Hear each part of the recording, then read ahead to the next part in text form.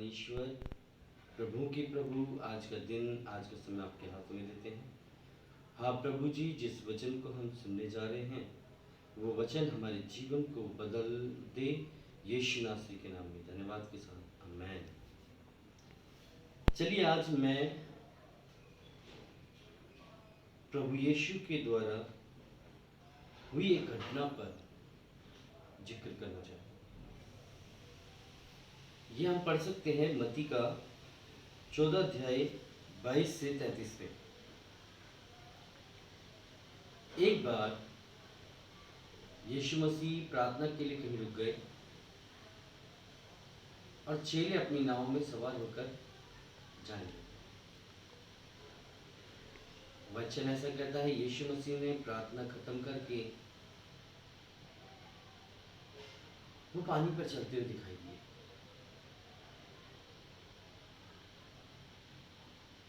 सोचिए उस समय कितना बेहतरीन रहा होगा।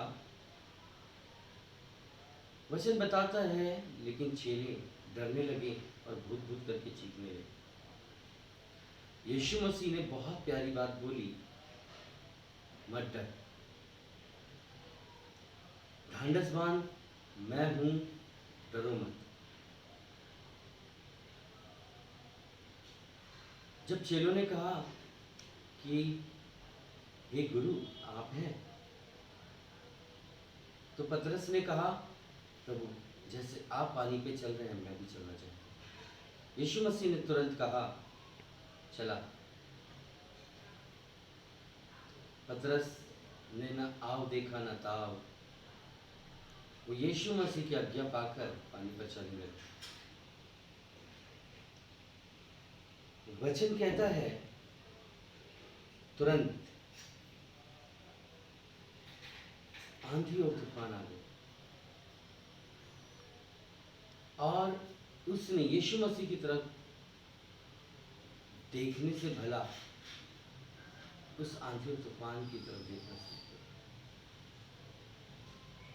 बैलेंस बिगड़ गया और वो पानी के अंदर गिर गया। तब उसने पुकारा, चिल्लाकर कहा, हे प्रभु मुझे बचा ले, मैं डूबने पर। यीशु मसीह ने तुरंत हाथ बढ़ाकर उसे थाम लिया और उससे कहा, हे अल्पविश्वासी, तुमने संदेह क्यों किया? Praise the Lord. जब हम इस स्टोरी को पढ़ते हैं तो यीशु मसीह की एक लाइन, तूने संदेह क्यों किया, कहने का तात्पर्य है आज हम सभी लोग संदेह की जिंदगी जी रहे हैं। यीशु मसीह ने बहुत प्यारे वचन को हमारे हाथों में देकर चला गया। आज भी वो चाहता है, वो स्वर्ग में से हमें देख रहा है कि आज भी हम विश्वास करते हैं कि नहीं। उसके वचन को सुन तो रहे हैं, जैसे पतरस ने उसकी आज्ञा को सुना लेकिन चल नहीं पाया, चलने में लड़खड़ा गया। आज हम लोग यीशु की आज्ञा सुनते हैं लेकिन चलते में लड़खड़ा जाते। वचन कहता है कि यीशु मसीह ने ऐसे हर व्यक्ति को कहा अल्पविश्वासी। जिनके अंदर विश्वास की कमी होती है उन्हें हम अल्पविश्वासी कहते हैं, और जिनके अंदर विश्वास नहीं होता उन्हें हम अविश्वासी बोलते हैं। मतलब दोनों तरीके से देखा जाए तो ये अविश्वास को झलकाता है। और सही में जब यीशु के चेलों ने ये बातें होती हुई देखी तो उनके मुंह से एक ही बात निकली, सचमुच तू परमेश्वर का पुत्र।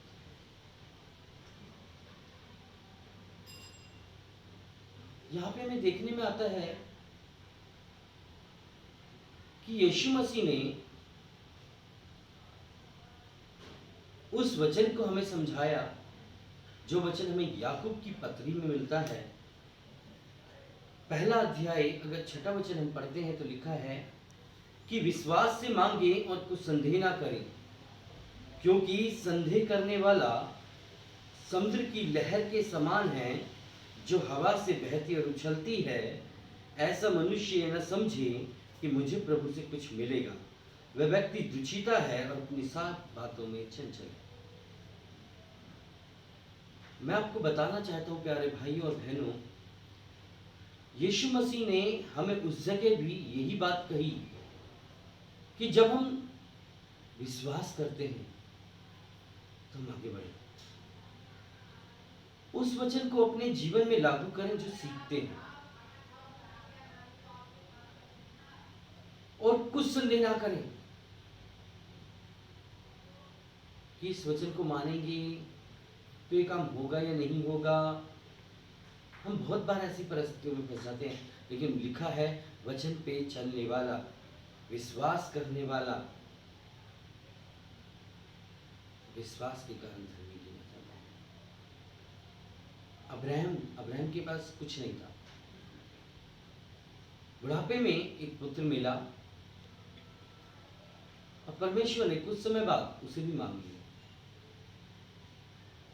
एक आवाज पर, क्योंकि वो परमेश्वर विश्वास करता था, उसकी बात में विश्वास करता था। तो एक ही बात पर उसने क्या बोला कि हे प्रभु, मैं तुझे देने के लिए तैयार हूं। आज प्रभु से हमें बहुत कुछ मिलता है,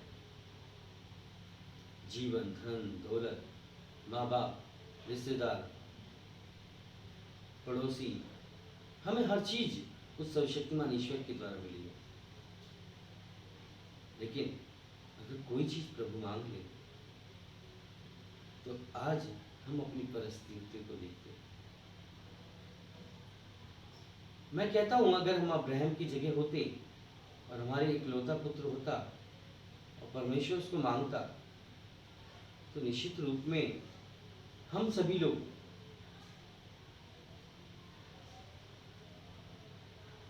आज इसी बात को सोच रहे होते हैं कि इसकी तो बेटा है, कैसे दे दो, कैसे दे सकता है कोई। लेकिन वहीं वो विश्वास से धर्मी गिना है। जो काम हम नहीं कर सकते उस काम को हम करके दिखा रहे हैं, यही विश्वास से धर्मी गिना। और अब्राहम का पुत्र को परमेश्वर ने नहीं दिया, अभी तू लौटा दी। वैसे हमारा परमेश्वर हमसे जीवन में कुछ मांग रहा है तो निश्चित उसके बदले बहुत कुछ देने के लिए तैयार है। हम विश्वास करें, वचन कराए, विश्वास कर, संदेह ना करें। क्योंकि एक छोटी सी चीज जब तक जमीन में गाड़ी नहीं जाती, वो मर नहीं जाती, तब तक कई गुना फल नहीं लाती। उसी तरीके से बहुत बार हमारे जीवन में जब हम अपने आप को त्याग कर प्रभु की तरफ देखते हैं, प्रभु यीशु की तरफ देखते हैं, तो निश्चित रूप में विश्वास के द्वारा हम विजयी ठहराएं। लेकिन अगर हम विश्वास में संदेह की झलक ले आए या विश्वास को मार दें तो हम कुछ ना पाएंगे। तो प्रभु यीशु के नाम से, आज के वचन से आप सभी को आशीष मिले। मैं प्रार्थना करता हूं कि जितने लोग इस वचन को सुनते हैं, परमेश्वर उनके घरानों पर अपनी महिमा और उनके विश्वास में बढ़ोतरी यीशु के नाम से दे। आमीन।